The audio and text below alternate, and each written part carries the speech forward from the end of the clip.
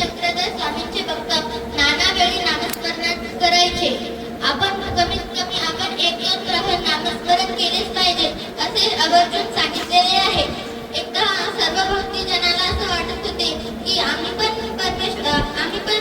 श्रीकृष्ण भगवंतांची भक्ती करतो, तर श्रीकृष्ण भगवंतांना अर्जुनच का प्रिय आहे. त्यांनी तो प्रश्न श्रीकृष्ण भगवंतांना विचारला. तेव्हा श्रीकृष्ण भगवंत म्हणाले, याचे उत्तर मी तुम्हाला वेळ आल्यावर देईन. आणि ते म्हणाले, आपल्याला कुठेतरी जायचे आहे.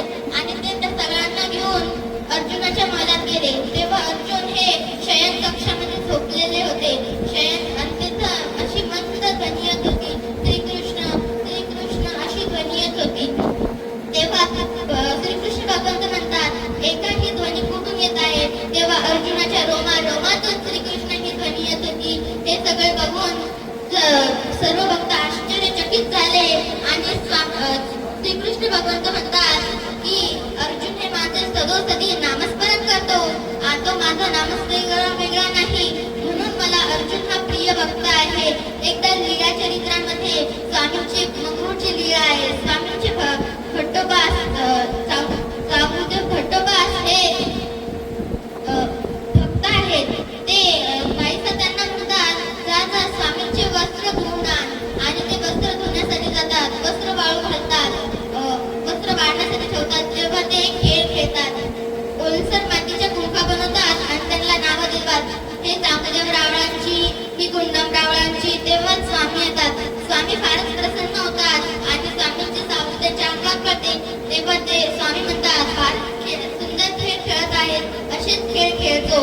एकदा सादाईचा पाण्यात डुबत असतात. तेव्हा त्या म्हणतात, चक्रधरा वाच तुझी यल्लो डासी डुबत आहे, यल्लो डासी डुबत आहे. तेव्हा स्वामी एका क्षणात येऊन तिचे प्राण वाचवतात. भरल्या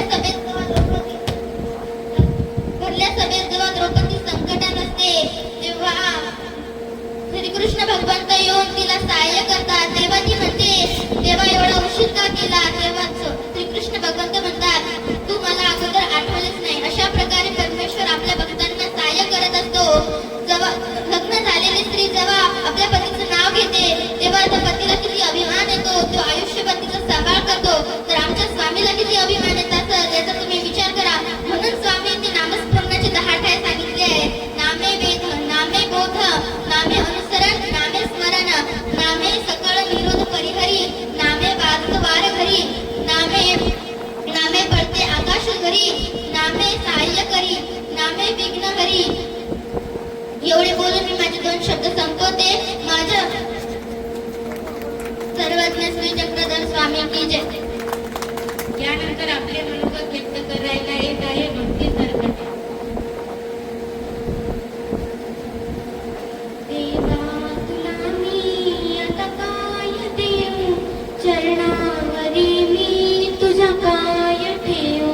हे देह देवा तुझं दान द्यावे, हे पुष्प तुझ्या चरणी वहावे, हे पुष्प तुझ्या चरणी वहावे. सर्वज्ञ श्री चक्रधर स्वामी की जय. ब्रह्मविद्या निरूपण सोहळ्याचे निरूपक आपल्याला 4 दिवसापासून ज्ञानाचे धडे शिकवणारे आदरणीय श्री मोठे दादाजी, तसेच इसवी निवासी तपस्विनी श्री मोठ्या अक्का, तसेच इथं उपस्थित संत महंत तपस्विनी, तसेच गृहस्थ मंडळी, या सर्वांना सर्वप्रथम माझा दंडवत प्रणाम. मी तुमच्या समोर काय बोलणार, पण दादांच्या शिकवण्यातून एक लीळा सांगण्याचा नव्हे तर स्वामींची लीळा आठवण्याचा प्रयत्न करते. एकदा स्वामी वनातून जात असताना स्वामींना 2 वाघिणींची पिल्ले दिसली. स्वामी तिथे स्नानास्त बसले व त्या पिल्लांना खेळवू लागले. काही वेळानंतर त्या पिल्लांची तिथे आई आली, म्हणजेच वाघीण आली. वाघीण स्वामीकडे गुरगुरायला लागली व रागात बघायला लागली. तेव्हा स्वामींनी तिच्याकडे कृपादृष्टीने पाहिले व तिचा राग घालवला. ती शांत झाली. काही वेळ स्वामींनी त्या पिल्लांना खेळवले व तिच्याकडे देताना म्हणाले, घे बाई तुझे पिल्ले सांभाळ. व असे बोलून तिथून स्वामी निघून गेले. याप्रमाणे परमेश्वराकडे जेही जीव जातात ते निर्दोष व गुणयुक्त होतात. जेव्हा आपणही परमेश्वराचे नामस्मरण लीला चरित्र करतो तेव्हा आपणही निर्दोष होतो. मोठ्या कानिका इथल्या मंडळीने हा कार्यक्रम राबवला. सर्वांना खूप आनंद झाला, मन शांत झाले. एवढे बोलून मी माझे 2 शब्द संपवते. धन्यवाद. यानंतर आपले मनोगत व्यक्त करायला येत आहेत माणिक.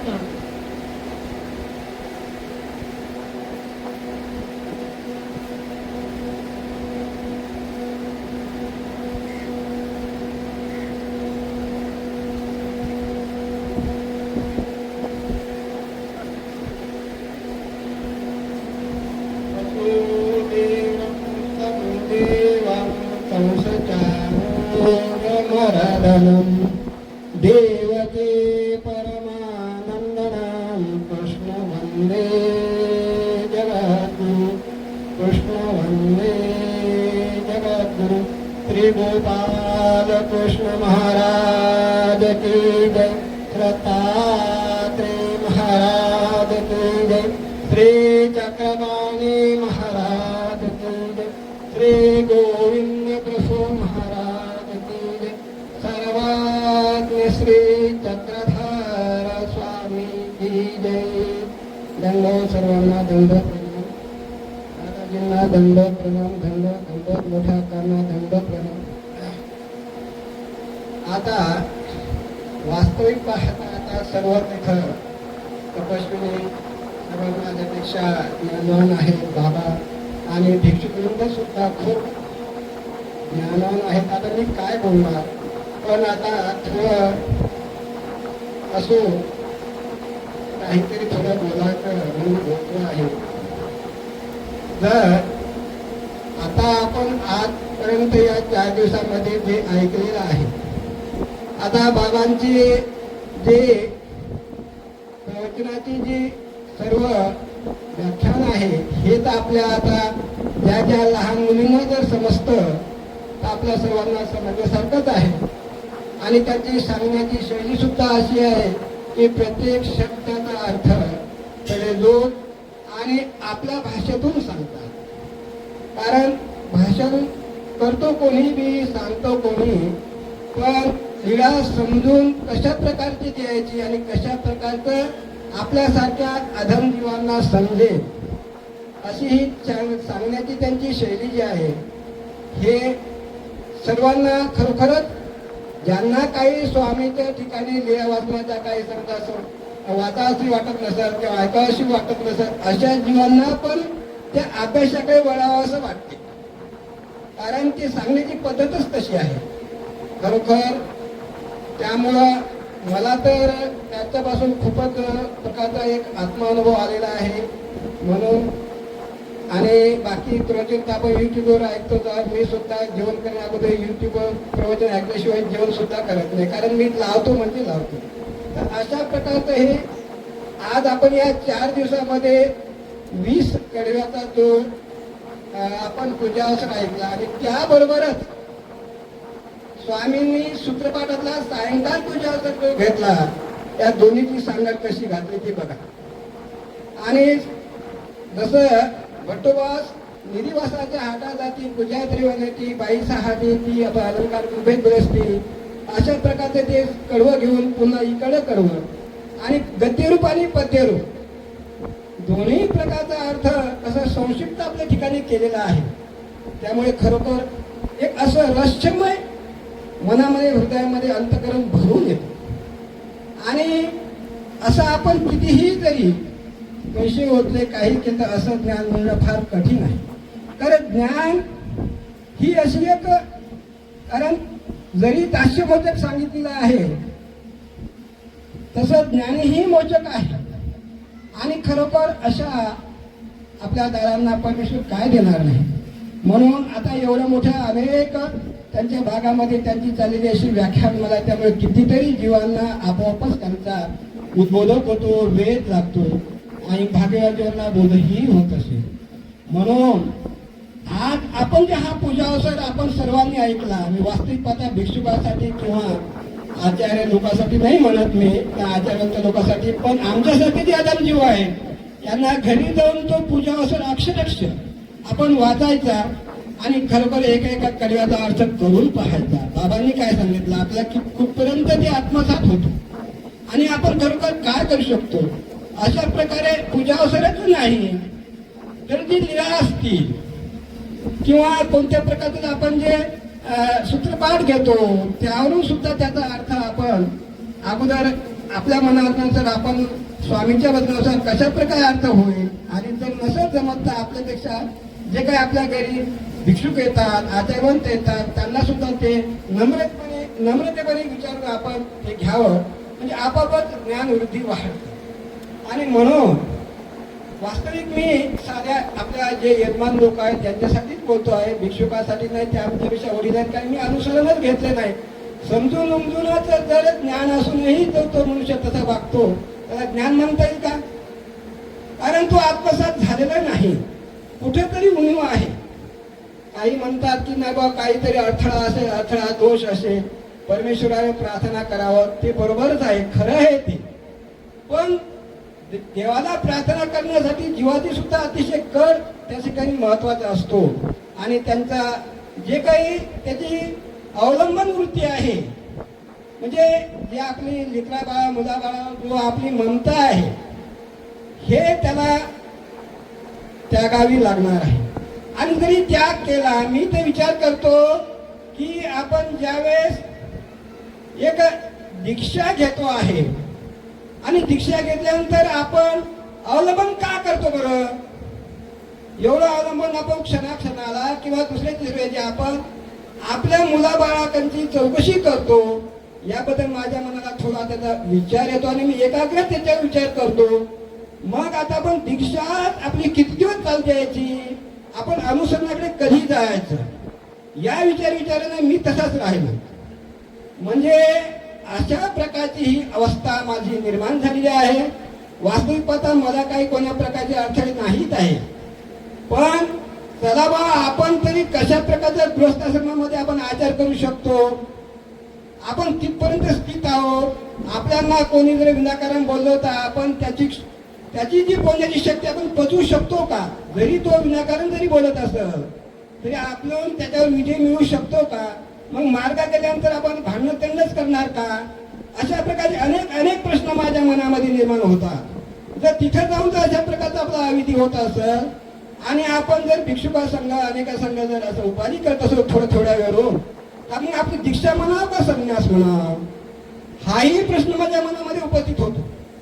आणि या सगळ्या लोकांसाठी मी बोलत नाही, मी माझ्या मनाला बोलतोय आणि आचार्य पुढे हा माझं घरानं मांडतो आहे.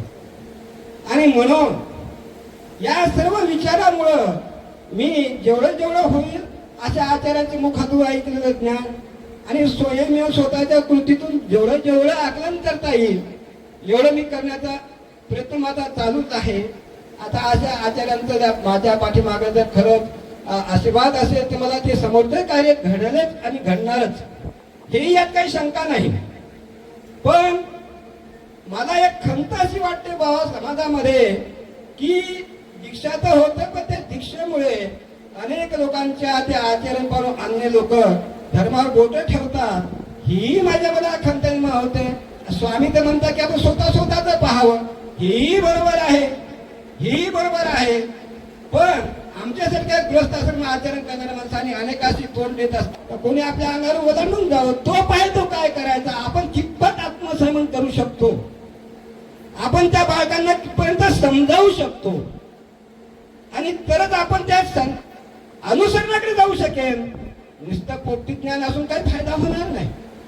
कारण दीक्षा घेऊन जर अशा प्रकारचा आपल्याकडे जर काही दोष निर्माण होत असतील तर कदाचित प्रमादाकडे ते जाणार नाही. आणि मग पाहणारा तो सर्व व्यापक परमेश्वर आहेच आहे. म्हणून या सर्व गोष्टीचा गृहस्थ धर्माचरणाने विचार करा, दीक्षा जरूर घ्या, पण स्वतः आत्मसंयमन घरी करून पहा. आपली सून आपल्या बरोबर आपण आत्मसंयमन करून तिला समजावू शकतो का? आपला मुलगा आपल्यावर विनाकारण बोलत असेल तर त्यांना आपण कशा प्रकारे शांत करू शकतो? तुम्ही स्थिर कुठपर्यंत होऊ शकता? अरे तो अपराध करल, पण आपण अपराधी का व्हायचं? आपण आत्मसंयम का करू शकत नाही? असं गृहस्थ धर्मामध्ये पहिले आपण गृहस्थ धर्माचरणांनी आपण दीक्षा घ्यायच्या अगोदर हे करणं महत्वाचं आहे. आणि दीक्षा घेतल्यानंतर मग अवलंबन तर नकोच नको. तर कशाला आपण त्यांना का हो कुठे गेले काय केले काय करायचं आपल्याला त्यांना. आज आपण त्यांच्या पायी आपण परमेश्वराला जर दीक्षा घेतलेली आहे, आपल्या अंगुतूक अनारब्ध आणि प्राप्त कर्माची ही तीव्रता कशाला चालू करायची पुन्हा पुन्हा. ही तीव्रता चालू केल्यानंतर आपण अनुसरण्याकडे आपला जन्म जाईल का नाही, हेही प्रश्न महत्वाचा आहे. म्हणून माझ्या गृहस्थ धर्माचार्यांनो असं करा, अगोदर आपल्याला किती सहन होते, लोकांचा शब्द आपण किती सहन करतो, घरातला दारातला आणि या जगाच्या जे काही आपल्या कोणी बोलत असतात तर आपण त्यांना निरुत्तर न करता शांततेने त्याला कशा प्रकारे समजावून सांगू शकतो. अपराध आपल्याकडे तोच अपराध आहे का. अरे स्वामी सांगितलेलं भांडते दोघे अन्याय म्हणून. मग जरी त्याचा थोडा अपराध असेल आपला जास्त अपराध असेल, आपण त्यांना उत्तर केलं तर आपण अपराधी झालोच का नाही. मग हा गृहस्थ धर्मातला जे लोक असतात हे मार्गामध्ये जातात, इकडे तिकडे वाढतात, इकडे तिकडे गुंततात, काय कोणतं सामान काही करतात. हा माझा तर स्वतःचा तर एक निर्णय आहे. आणि तुम्ही माझे म्हणता हा तर शहाणपणा सांगतो, मग दीक्षा कधी घेतो का नुसतं असंच म्हणतो. हे करणार म्हणजे करणार, म्हणजे सगळ्या देखत काही सांगतो, करणार म्हणजे करणार, पण जेणेकरून आपल्याकडून धर्मावर कुठे कशा प्रकारे गालबोट लागणार नाही अशा प्रकारचं वर्तन असावं तर आपण अनुसरणाकडे जाऊ. म्हणून माझ्या गृहस्थ धर्माचार्यांनो नामधारकांनो, हे जे माझं जी मी सांगतो, जरी वाईट वाटत भिक्षुकांना मी सर्व क्षमा मागतो, भिक्षुकावर मी बोलत नाही. आणि नंतरच त्या दीक्षेकडे जावं असं या काय व्यवस्थित दीक्षा झाली इथे हा विषय नव्हता. हा बाबाला आपल्या 4 दिवसातून काय समजलं यासाठी बाबांना आम्हाला सांगितलं होतं. पण या मुलीने आज सर्व सांगितलेलं आहे. खरोखर ते लहान लेकरांना सुद्धा समजण्यासारखं आहे. आणि अशाच प्रकारे माझे स्वामी श्री जगन्नाथ स्वामी दादांच्या अशाच प्रकारे वळत असतो, त्यांच्यावर राहावं असं सर्वांच्या वतीने मी आमच्या साधनदात्यांना मी विनंती करतो. आणि मला बोलायला की मला लय बोलतो म्हणून मी 2 शब्द इथंच थांबून माझ्या सर्वांना मी क्षमा मागून, काही मी भिक्षुकाकडे बोललो नाही, कोणा मार्गावर बोललो नाही, ही परंपरा सांगितलेली आहे. म्हणून सर्व भिक्षुकांना माझा साष्टांग दंडवत, सर्व जे माय माऊली दीक्षित आहे यांना माझा दंडवत, ग्रस्त धर्मा दंडवत, माझ्या आचार्यांच्या ठिकाणी मी क्षमा मागून माझे 2 शब्द संपवतो.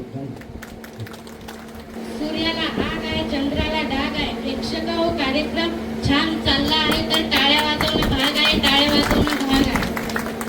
यानंतर आपले मनोगत व्यक्त करायला येत आहेत श्यामभाऊ शिंगणे.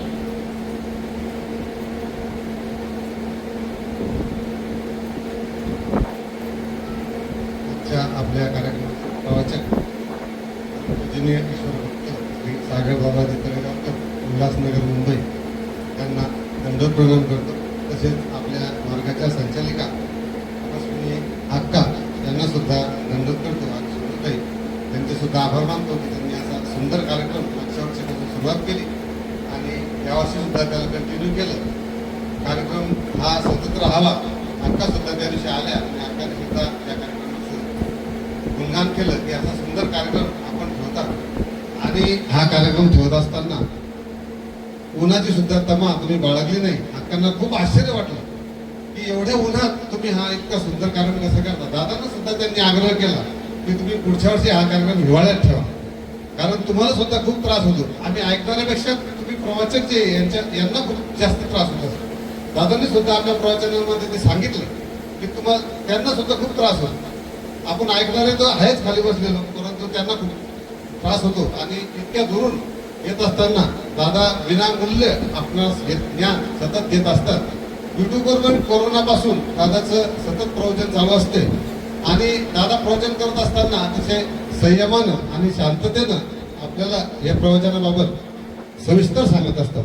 आणि सांगत असताना ते परत ऐकायचं काम नाही, एकदा सांगितलं की ते पाठ होऊन जाते. असं दादा सतत शांततेनं आणि संयमानं हा विषय हाताळत असतात. हा विषय हाताळत असताना आपण त्यातून किती घेतो हे सुद्धा महत्वाचं आहे. आपण दादाच्या प्रवचनातून अंधश्रद्धेवर सुद्धा दादा खूप छान बोलतात की बऱ्याच अंधश्रद्धा आपल्यामध्ये आजही आपण पाळून आहोत. त्या अंधश्रद्धा आपण बाजू सरून स्वामींनी काय सांगितलं या विषयावर आपण विचार करणं अतिशय महत्वाचं आहे. स्वामी काय सांगतात, आपण काय करतोय. परंपरा गोष्ट वेगळी आहे. परंपरा याच्यामध्ये येऊ देऊ नका. परंपरा बाजूला ठेवा आणि स्वामी काय सांगतात सूत्रपाठातून, लीळाचरित्रामधून, दृष्टांत पाठातून स्वामी काय सांगतात याचं आचरण आपण करा. दादा सतत याविषयी आग्रह धरत असतात की आपण कमीत कमी 50% तरी त्या याच्यावर उतरलं पाहिजे आणि त्याविषयी आपण आकलन करून आपली बुद्धी त्याविषयी तल्लख केली पाहिजे आणि त्याविषयी आपण सतत आचरण केलं पाहिजे. आचरण करत असताना काही गोष्टी चुकतात, त्याविषयी प्रायश्चित्त आहेच. आज सकाळी आपण सर्वांनी प्रायश्चित्त केलं आणि ते प्रायश्चित्त अतिशय सुंदर सर्वांनी केलं आणि आपण त्या प्रायश्चित्तामध्ये सर्व सहभागी झालो. एक गोष्ट सांगितल्यानंतर ती दुसऱ्या वेळेस तरी आपण ती आत्मसात केली पाहिजे असं मला वाटतं. कारण आपण बऱ्याच वेळा काही गोष्टी इथं जे आयोजक आहेत हे सुद्धा आपल्याला सांगत असतात, हे करू नका, या पाण्यानं हात धुवू नका, ते पाणी जास्त सांडू नका. हे पाणी सांडत असताना आपल्या आगळी पाण्याचा सुद्धा दोष लागतो. दादांनी सकाळी आपल्या प्रायश्चित्तामध्ये सांगितलं. अक्का सुद्धा त्या दिवशी आल्या, बरीच मंडळी असते, जेवायला बरीच मंडळी असते, परंतु ऐकायला कोणीच नसते. पुरुष मंडळी सगळ्यात कमी ऐकायला असते, महिला मंडळी सगळ्यात जास्त. कोणत्याही याच्यामध्ये कार्यक्रम असो महिला मंडळीचा नंबर 1 असतो. आपण महिलापासून ही गोष्ट शिकली पाहिजे की आपण सुद्धा जास्तीत जास्त संख्येनं या ठिकाणी आलो पाहिजे आणि सांगितल्यानंतर सभा मंडपातच बसलं पाहिजे. आपण बसत असताना आपल्या पट्टीवरच बसतो, ऊन लागते बुवा, आपण आलो कशासाठी इथं. आपण थोडं ऊन खाणं 1-2 तास ऊन खाल्लं तर काय बिघडतंय, लागू द्या ऊन लागलं तर काही बिघडत नाही. आपण यापासून हा बोध घ्यावा. आणि दादा सतत या ठिकाणी येतात, करंजीला सुद्धा येऊन गेले, आता इथून गेल्यानंतर मालेगावला सुद्धा त्यांचं प्रयोजन आहे. आम्ही सतत त्यांच्या सहवासात राहण्याचा प्रयत्न करतो. करंजीला आमचं काही यावर्षी जाणं झालं नाही, परंतु पुढच्या वर्षी अवश्य जाऊ आणि दादांचं प्रवचन ऐकण्याचा सतत प्रयत्न करू. आयोजकांचे सुद्धा याबद्दल आभार. त्यांना किती त्रास होतो, आपल्यामुळे सुद्धा किती त्रास होतो याचा सुद्धा आपण सर्वांनी विचार करावा आणि आपल्या आचरणामध्ये बदल घडून आणावा अशी मी दादाच्या वतीने आपणास विनंती करतो आणि माझे लांबले 2 शब्द दाखवतो. दंडवत प्रणाम. करायला येत आहेत भाईदेव दादा.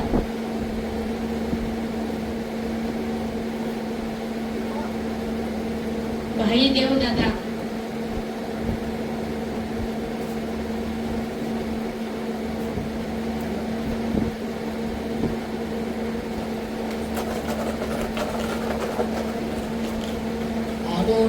देव गर्भे जननं गोपी गृहे वर्धनं मायापूतनादिमितापहरणं गोवर्धनं धारणं कंसाभेदन कौरवाद्यातिनं कुन्तीसुतापालनम् एतद्भागवते पुराणकथितं श्रीकृष्णलीलामृतं श्रीगोपालकृष्ण महाराज की जय.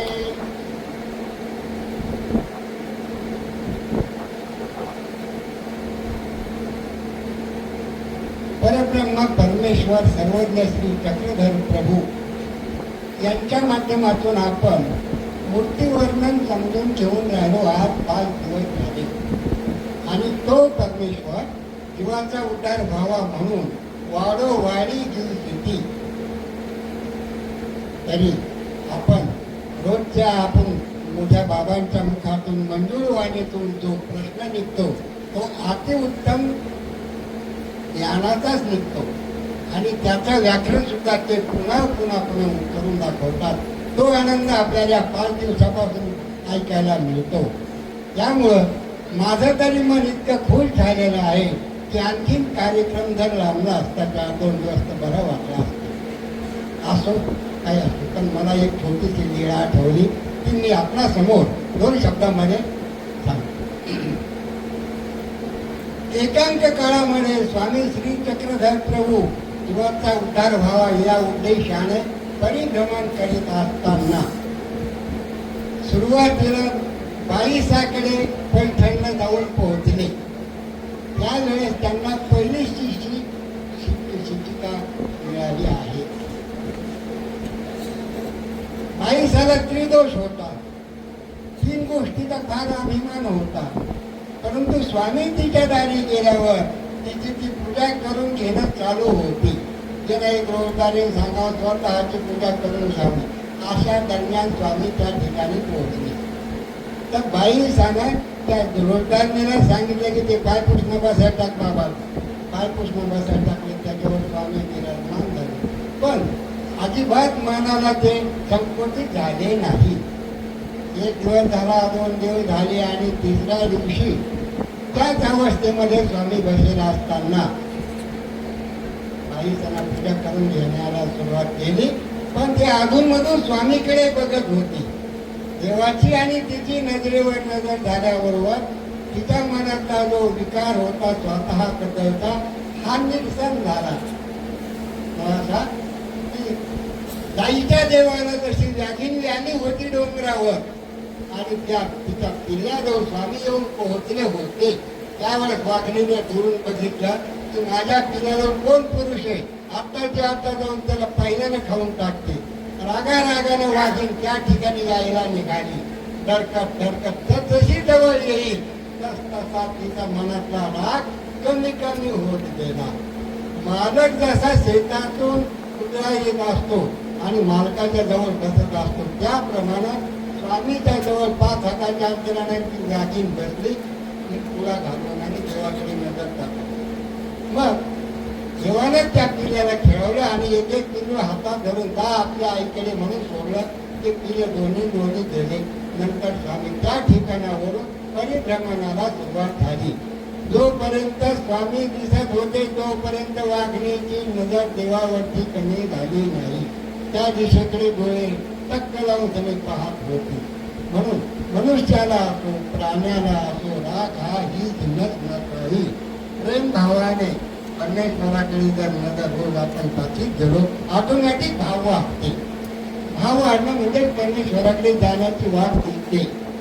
अशा तऱ्हेनं त्या बाईसाठी देवाची नजर झाली. बाईचा धाडकन आसनावरून खाली पडल्या, लोटांगण घेत देवाजवळ आल्या. बाबा मी चुकले, मला क्षमा करावी. आणि नंतर स्वामीला हाताला धरून त्याने त्याच आसनावरून बघून देवाची अष्टांग पूजा केली. तेव्हापासून बाईसाहेब त्यांच्या सानिध्यामध्ये राहत गेल्या, त्यांच्या बरोबर फिरत गेल्या आणि शिष्य परिवाराला 1, 2, 3 अशी शिष्य परिवार वाढ झाली. परिक्रमण करीत असताना एके दिवशी लोणारला 4 वाजता पोहोचले. आपण धारेकडे जात असताना डाव्या बाजूला एक वडाचं झाड आहे. ते झाड आजही सुद्धा तेथे उपलब्ध आहे आणि त्या झाडाखाली विश्रांतीला स्वामी बसले. परिवार पाणी आणायला गेले. धारेचं पाणी आणलं तर आम्ही पाणी घेतलं आणि बाबाच्या समोर बसले. बाबा आता काहीतरी सांगते या उद्देशाने. पण बोलता सायंकाळ झाली. संध्याकाळचा पूजा अवसर झाला आणि याळी झाली. देवाची पट्टी मधात टाकली. पुरुषांच्या एका बाजूला, स्त्रियांच्या एका बाजूला स्वामीची पट्टी मधात. आणि स्वामी पौर स्वीकारतानाच म्हणतात, उद्या आपण तलाव पाहायला जाणार आहोत. हे शब्द निघल्याबरोबर साधा नावाची एक मुलगी होती. त्या मुलीला एवढा आनंद झाला की तिच्या तो आनंद मनात काही लावेना. ती म्हणे मी सर्वांच्या अगोदर उठेल, धारे खाली जाईल, स्नान करेल, भांड भरून आणीन आणि पहिल्याने बाबाच्या सोबत पुढं मीच राहील. तलाव पाहायला गेले असताना झोपले. मध्यरात्री साधा उठली. रात्री रात्र पक्षी वरडाना, किडा मुंगी काही दिवसांना झोपली. पुन्हा एक झोप झाली, पुन्हा उठली. तरी तीच अवस्था. पण तिसऱ्या वेळेस ज्यावेळेस उठली त्यावेळेस रात्र संपल्याची खूप कोंबडे सांगत असतात, कोंबडे वरडत असतात. कोंबड्याचं ओरडणं तिच्या कानावर आल्याबरोबर म्हणजे आता काही हरकत नाही. म्हणून साधे ना नेसायचं तेवढं खांद्यावर घेतलं, भांड हातात घेतलं आणि धारे खाली स्नानाला गेली. स्नान केलं, तेवढं आवडजवळ पिळलं, भांडही धारे खाली भरून घेतलं आणि वरती यायला निघाली. सूर्य अर्धा निघाला होता, अर्धा निघायचा राहिला होता. अशा दरम्यान साधा ते भांडा घेऊन वरती आली. आल्यावरती कौरव होऊन रिंगणीचे झाडे जमिनीच्या परिसरामध्ये पसरत असतात. त्याला पिवळे फुलं येत असतात आणि त्या कवळ्या उन्हामध्ये ते फुलं सुवर्णाच्या फुलासारखे साधीला दिसू लागले. साधाना विचार केला, हे फुलं जर मी तोडून बाबाच्या डोक्यावर जर टेकले तर किती शोभा दिसेल. या उद्देशाने मग तेवढ्या खाली टेकावून फुलं तोडावं. किंवा भांडा खाली टेकावून फुलं तोडावं, पण ते आनंदाच्या भरामध्ये तिला त्याचं ते भारू राहिलं नाही. तसेच बाकरी जेवढ्या खांद्यावर डाव्या हाताला फुलं तोडली, फुलं तोडले, घेऊन निघाली. पाठी बाजूला गेली पायानं आणि हात आल्याबरोबर कवड्या उन्हामध्ये स्वामी रस्त्याच्या कडेला आसनस्थ झालेले होते. चालतात चालतात बाबाच्या डोक्यावर ते फुलं टेकले आणि सारा भांडं टेकायला मागे गेल्या. पण ते फुलं देवाच्या डोक्यावर टेकायत असताना बाईसानं पाहिलं आणि बाईसा काय म्हणते, तिला राग आला. बाईसा म्हणते तिचा मढा वाजत जाऊ. त्यावेळी ती बाईसाठी शिरीच ती असायची. ती म्हणे ज्या खांद्यावर एवढं आंघोळ करून सनी आपण डोबर ठेवून खांद्यावर घेतलं आणि त्या हाताला फुलं तोडले, त्या पाण्याची वगैरे हातावरचे त्या फुलावर येतात आणि ते फुलं बाबाच्या डोक्यावर टेकली. काही लाज वाटते का? एकदा म्हणापत झालं, दोनदा म्हणापत झालं, पण तीनदा तरी तेच वाक्य उच्चारले बाईसानं. त्यावेळेस स्वामी म्हणतात, बाई तुझ्या राहा. आम्ही तुमच्या येथे सुरुवातीला पहिल्या भेटीला आलो होतो, त्यावेळेस तुम्ही आम्हाला बसायला काय दिलं? पाय पुसणं. बाबा ते नका काढू म्हणजे स्वतःची चूक माणूस कधीच काढीत नसतो, दुसऱ्याच्या चुका मात्र प्रवाहाच्या माथ्यावर आणीत असतो. तर हे मुळामध्ये नसावं या उद्देशाने बाईसांना पाच दंडावर घातले आणि कामाने निघून गेल्या. बाईसा जाऊन पोचल्या की अशा दरम्यान स्वामींनी साधेला आवाज दिला, साधे हो. जी बाबा. मी साधा देवाजवळ आली म्हणते, काय होत नाही सांगा बाबा. म्हणजे साधा, तुम्ही आज देव सुवर्ण फुलानं पुजला, देव तुमच्यावर प्रसन्न झाला, येथे काही मागा म्हणे, जे मागसाल ते तुम्हाला या क्षणाला मिळेल. साधा म्हणते, बाबा मी तुमच्या सोबत असताना मला कशाचीच उणीव नाही. काय मागायचं मला? काही नाही मागायचं. मागा म्हणे विचार करून सनिका होईन आपण मागा आता या क्षणाला. दोनदा म्हटले स्वामी, तीनदा म्हटले, त्यावेळेस साधा जरा तर ठीक झाली. स्वामी म्हणतात, तुम्ही इंद्रपद माग म्हणे साधे. इंद्राला सांगेन बाजूला जरा बसवणे या मुलीला गाठीवर. तो साधा नाही म्हणू लागली. तरीही पण साधाच म्हणते, बाबा तुम्ही 2-3 वेळेस म्हटले म्हणून मी मागतेच म्हणे. माग म्हणे काही जी इच्छा असेल ती माग म्हणे. म्हणजे या जन्मी आपल्या सोबत राहण्याचा योग मला आला, माझ्या आईची अगदी आनंदात चाललं. असं कुठल्याही जन्मी आपल्या सोबत मला राहण्याचा योग घ्यावा, हीच विनंती या दासीची आहे. आणि मग ते तसं म्हटल्यानंतर मग साधा म्हणते, बाबा आपले गुण गाऊ 2 शब्दामध्ये का म्हटले, तुम्हाला आज परवानगी आहे म्हटले. तर साधा काय म्हणू लागले, मीच सुमन झाले देवा तुझ्या पूजनाची आहे. तेव्हा 3 वाजतात आणि कधी कोणती ऐकायला मिळतं आपल्याला. मला सुद्धा असेच होते. तरी मी माझे लांबलेले 2 शब्द संपवतो. आम्हाला दिलेल्या संधी धन्यवाद. धारेशिवाय किंमत नाही तलवारीच्या पातीला, पाण्याशिवाय किंमत नाही धरणाच्या मातीला, सुगंधाशिवाय किंमत नाही फुलाच्या जातीला. रसिक हो तुमच्या टाळ्याची किंमत नाही आहे आमच्या कार्यक्रमाच्या साथीला. यानंतर आपले मनोगत व्यक्त करायला येणार आहेत स्वातीताई वानखेडे.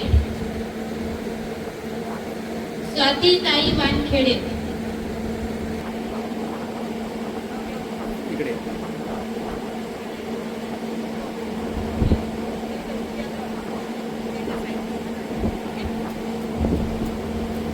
त्वमेव माताच पिता त्वमेव बंधूच सखा त्वमेव विद्या द्रविणं त्वमेव सर्वमं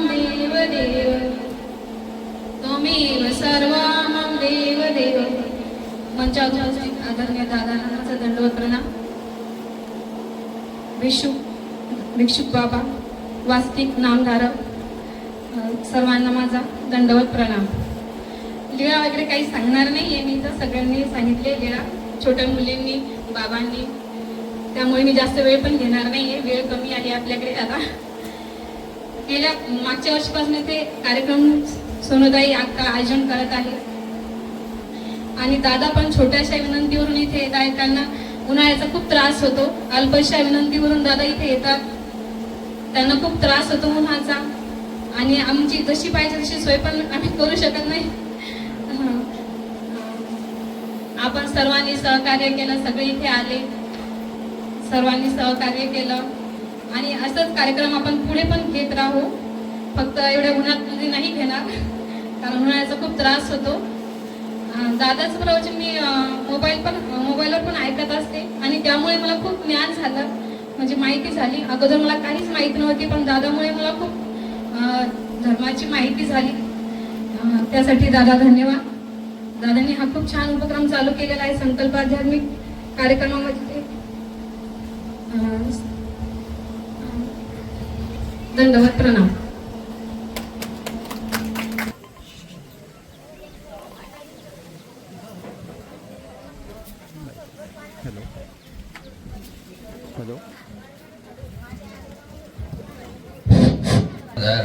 कृपा गुणवरा सर्वेश्वरा चेत्परा कारुण्या नटनागरा दयकरा विघ्नादिदोषहरा संबंधे जडजीवतारुणिवरा कृता कृता हीधरा दातारा करुणाकरा वर्मती यावी विभो गुरुजरा श्रीकृष्णाय दुवं सतीतकवरा विज्ञानलीलाकरा श्रीदत्तारुशिवं सत्रिकुमरा श्रीचक्रपाणिकरा श्रीमद्वारावती करा प्रभुवरा निर्लेपजीवोध्वरा सर्वज्ञ श्री चक्रधर स्वामी की जय.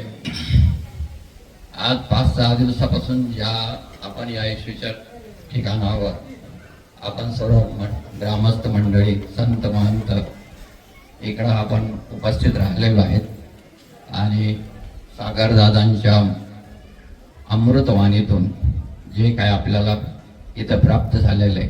आता सागरदादांच्या म्हणजे सागरामधून ज्याला जो ज्याचा जसा जसा उद्योग करेल तसा तसा त्याला प्राप्त झालेलाच असतो. म्हणून आता प्रत्येकानं आपापल्या परीनं सर्व याच्यामधून घेतलेलेच आहेत आणि इथं जे आयोजन केलेलं आहे माननीय श्री अक्का आणि ताई त्यांना बी स्तुती करण्याच्या पलीकडचं हे आहे. म्हणजे त्यांच्या कुवतीच्या बाहेर त्याचबरोबर ग्रामस्थांनी बी विशेष करून पाटील बुवा आणि बाकी ग्रामस्थ मंडळी महिला मंडळी यांनी बी कार्यक्रमाला चांगले सहकार्य केलं, उत्तमोत्तम सहकार्य केलं. त्याच्याबद्दल बी आभार मानावे तेवढे कमीच आहेत. आणि मी याच्याबद्दल आता काही जास्त म्हणजे बोलू शकत नाही. म्हणजे सागरदादांच्या जे वाणीतून घेतलेलं आहे ते सर्वांनी स्तुतीप्रच आहे. एवढे बोलून माझे 2 शब्द संपवतो. फुल आहे गुलाबाचे जरा सुगंध घेत चला, कार्यक्रम आहे धर्मसभेचा जरा टाळ्या देत चला, जरा टाळ्या देत चला. प्रतीक भाऊ त्रिकाळ, राघव दादा मुली.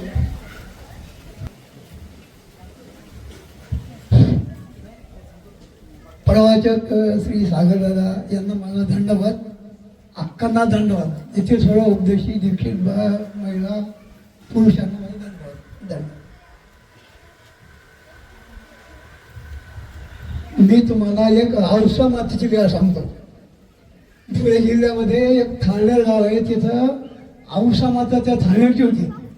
ती वयानं कमी, दिसायला सुंदर, एकच मुलगा आणि तिचे पती वारले होते.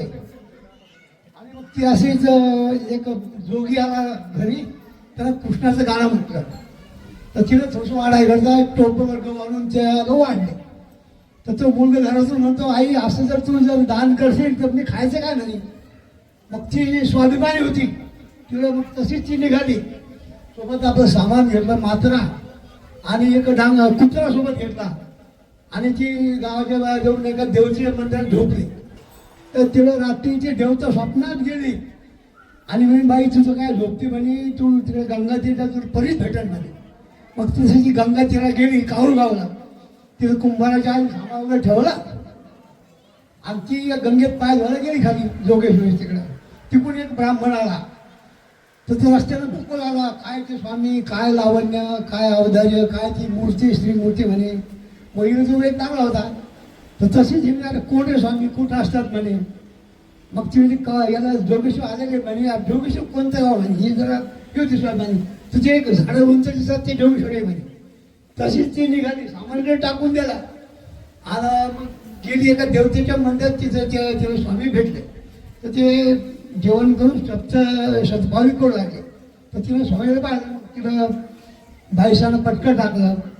बाईसा परवी भक्त ही मग वेदवंत तशी गेली आणि मग ती पटकन बसली. मग स्वामी आले तिकडून, बाई ती स्वामी पाहू लागली. तर मग त्याच्यामधून कोण पाहता म्हणे, मी तुमची मूर्ती अवलंबन करते म्हणे. तर ती मूर्ती पाहू लागली, इतके स्वामी समोर आले. म्हणजे बाई बसा म्हणे. मग ते बसले पटकरवरची बाई बसली. तुम्ही इतक्या कमी वयात, वय कमी, तुम्ही घर कसं काय शिकलो म्हणे. म्हणजे सगळं सांगितलं वृत्तांत. मग तुम्ही काही मात्रा आणली असेल ना म्हणे. म्हणे हो. मग ती मात्रा पण म्हणे काऊल कुंभारी वेगळी ठेवली म्हणे. मग नाचवा म्हणे, जा ती मात्रा घेऊन या म्हणे. नाचवा मात्रा घ्या, तिथं तिथं डांगरेच शिकवला कुत्रा मोठा कंबर इतका. हा गेला सामाना करता, ते सामाला हात काय लावू दे. तो वापस झाला म्हणजे मात्र काही घेऊन देत नाही म्हणे. मग हिनं आता दंडू दिला हातात. ती म्हणजे त्याला म्हणा म्हणे, तुम्हाला डांग हौसा माध्यम बोलावलं, तुम्ही चला म्हणे. मग ती मात्र घेतली आणि नाथूबा पुढे मागून मग ते कुत्रा घेऊन आला स्वामी घेऊन. आणि मग ती तिथं स्वामी सोबत राहिली. असता ती बरं घेऊन राहिली. आणि तिथून मग तिला ती स्वामी कुत्रा पण निघून गेले. आणि तीच हौसा पुढं घेऊन पडून तिला झोपडं पाठवायचं. तर तिची ती दररोज कानोळे तयार करायची ती.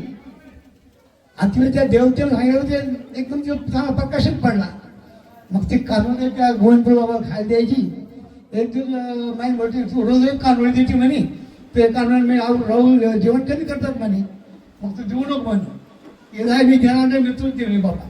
मग तिच्या डबा बंद आलीच नाही. पण मग ते स्वामीने ती आरोग्याला कमी केली. जसे स्वामी खराब होऊ लागले राहू, तर यांचं शरीर खराब झालं. हे करून मग ते नागलं लक्षात असं कसं शरीर झालं, कोण शरीर कमी झालं म्हणे. विचार कोण काही बोललं का म्हणे. कोणी बोललं नाही म्हणे. मग तर ते माईन बटून मी बोललो म्हणे. त्या औषधात त्याला शिकारणं मी बंद केले म्हणे. जा ते गेलो म्हणे, त्याला ती कामं घेऊन ये म्हणे. त्या कामाला आरोग्य करत नाही म्हणे. मग ते गेले पण माईन भट्टात बोलून आलं. आणि ते पुन्हा कानवळे स्वामीच्या सोबत 6 महिने तिथे गोविंदराव राहिली. आणि दररोज ती कानवळे द्या फायद्याची. धन्यवाद. तर आपले मनोगत व्यक्त करायला येत आहेत प्रदीप भाऊ त्रिकाळ. धर्मसभेच्या निमित्ताने उपस्थित मंचकावर आदरणीय दादाजी, धर्मसभेमध्ये उपस्थित सर्व संत महंत भिक्षुक, त्यानंतर सर्व सद्भक्त, आज या कार्यक्रमासाठी दादांनी जो आम्हाला त्यांचा अमूल्य वेळ दिला त्याबद्दल श्रीकृष्ण मंदिर विश्वी यांच्या वतीने तसेच सर्व उपस्थितांच्या वतीनं मी दादांचे या ठिकाणी आभार व्यक्त करतो. तद्वतच बबन भाऊ वेंडोले यांनी जी अतिशय उत्तम प्रकारची मंडप सेवा, साऊंड सिस्टीमची सेवा आम्हाला दिली त्याबद्दल त्यांचे सुद्धा सर्व उपस्थितांच्या वतीनं आणि श्रीकृष्ण मंदिर विश्वीच्या वतीनं या ठिकाणी आभार व्यक्त करतो. बबन भाऊ, तुमची शाल श्रीफळ आमच्यावर उदार आले यावर्षी, ते शांभाऊ नक्की आणतील पुढच्या वर्षी. तसेच ज्यांनी आम्हाला काही द्रव्यदान असेल किंवा अन्नदानाच्या स्वरूपात मदत केली त्यांचे सुद्धा श्रीकृष्ण मंदिर विश्वी याच्या वतीनं जाहीर आभार व्यक्त करतो. आणि सर्व उपस्थितांना एक आव्हान आहे की या कार्यक्रमाच्या निमित्तानं तुम्हाला जेही शक्य होईल तसंही आम्ही कुणाला असं सक्ती केलेली नाही किंवा तुम्ही एवढंच द्या असं सांगितलेलं नाही. कुणाला काही जमलं तरी त्याने आता वेळ जरी आम्हाला दिला, इथे या ठिकाणी मदत जरी करू लागली तरी ते आमच्यासाठी भरपूर राहील. आमचा तो उत्साह वाढवणारा राहील.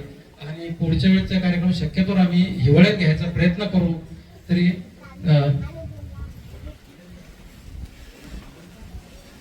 सर्व ज्यांनी आम्हाला प्रत्यक्ष अप्रत्यक्ष मदत केली त्या सर्वांचं श्रीकृष्ण मंदिर आणि आमच्या आयोगाच्या वतीनं या ठिकाणी आभार व्यक्त करतो. आणि आदरणीय दादांच्या वतीने आजची धर्मसभा याच ठिकाणी संपली असे या ठिकाणी जाहीर करतो. दंडवत. यानंतर लगेच आरतीनंतर महाप्रसाद होईल. आरतीसाठी सर्वांनी